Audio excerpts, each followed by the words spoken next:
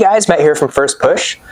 One of the big requests we have for adaptive equipment is how to build one of our walker boards. So I'm going to walk you through the step-by-step process on how to do that. First thing you're going to need, skateboard that you're willing to drill holes through. We have one of our Get On Board boards here, but you can choose a more beat up one, you can choose a long board, just making sure that it's something that you're really willing to sacrifice to kind of put some holes in. You're going to need some bungee cords, so I got 4 here. You're going to need some measuring tape. I have scissors. A pen is always nice to have. I have a drill, some safety glasses. These are felt pads. So I have some felt pad here, and then we have some ski kind of style pushers, and that goes on the bottom of my walker, which is right here. All right, so that's everything that you're going to need to build this setup. Getting into it, you're going to take your skateboard, going to put it down like this, and we need to measure exactly where we want to drill some holes in the board. Now, I'm going to get some of the stuff out of my way just to make room. Okay.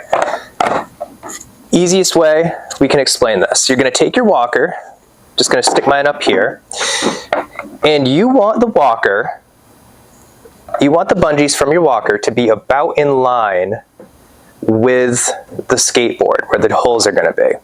So what we're going to do is we're just going to line it up kind of by eye, looking at it, and I can tell that it's going to be about 1 inch in from the inside of the hardware here. So I'm going to go from here 1 inch towards the nose, from here 1 inch towards the tail, and then I think I want them about 1 inch off the edge of the board. So I'm going to go 1 inch in from the hardware and then 1 inch in from the edge of the board. It's going to land me about here. So I'm going to take this off the table, and then I'm going to take my measuring tape, and then I grab some chalk here. Now chalk is really nice on the top of these, on this grip tape.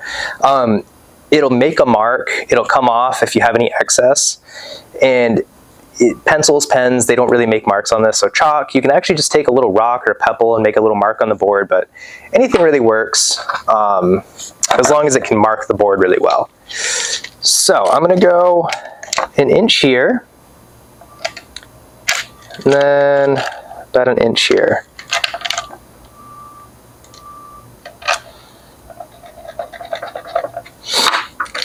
And I always like to measure twice. So 1 inch in line with the back of the hardware. And I was actually a little far out. So the nice thing about chalk is that'll just come off. All right, and then you're going to go through and do all 4 of these holes. Now that I have all my holes marked on the skateboard, I'm going to go ahead and drill through. Now you want to make sure when you're drilling through that you're not actually going to drill through and hit one of the wheels. You should be good. I'm just going to do it on tabletop here. Safety glasses are always important. And then this is a 3/4 drill bit. It depends on your bungee size. So my bungees here just have a small ball on the end, and they, not very thick. Depending on what bungee you're using, the application changes. You might need to change your drill bit size, but I know this one's going to work for me. So I'm just going to go ahead and drill through here.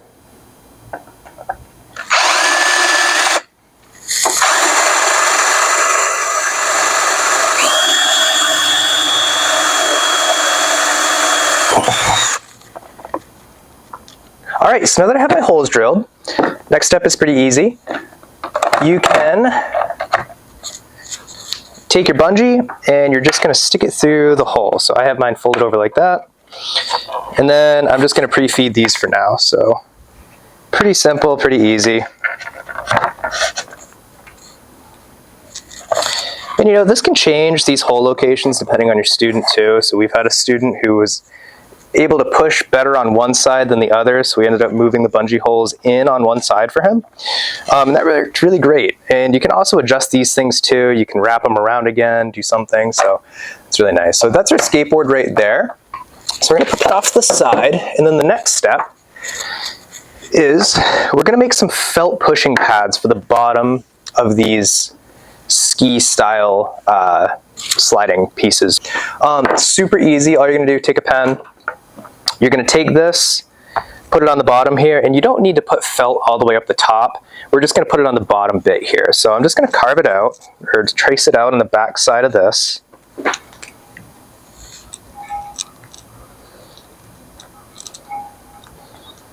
Awesome, so once that's done, I'm gonna grab some scissors.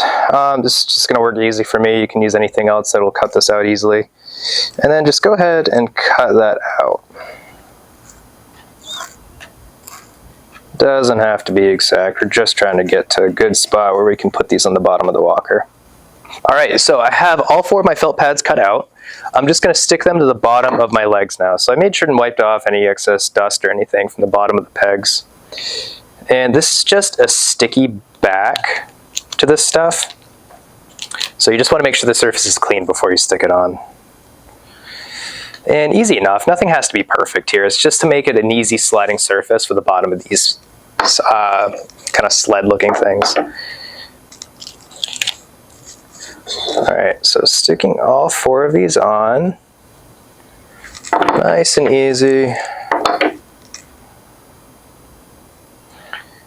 You can use a bunch of different material for this too. If you have fabric that you can somehow secure to the bottom of these. We have another walker that has caster wheels on the bottom of it. That one works really well too. Just depends on what you want and what you have available.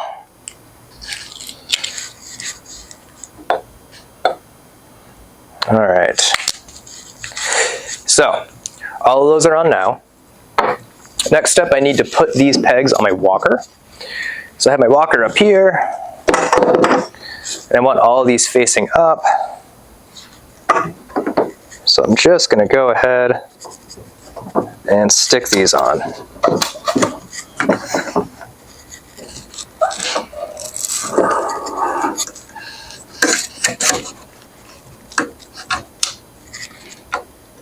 Awesome. Make sure they're the same height, obviously, and all facing the right direction. The feet rotate pretty easily, so not overly complicated.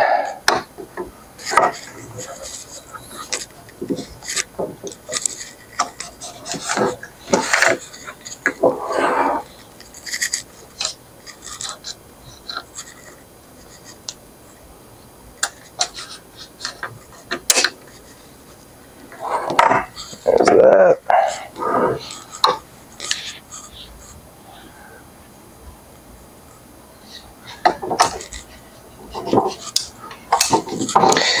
You know, you can get these walkers anywhere. We got this one from a yard sale.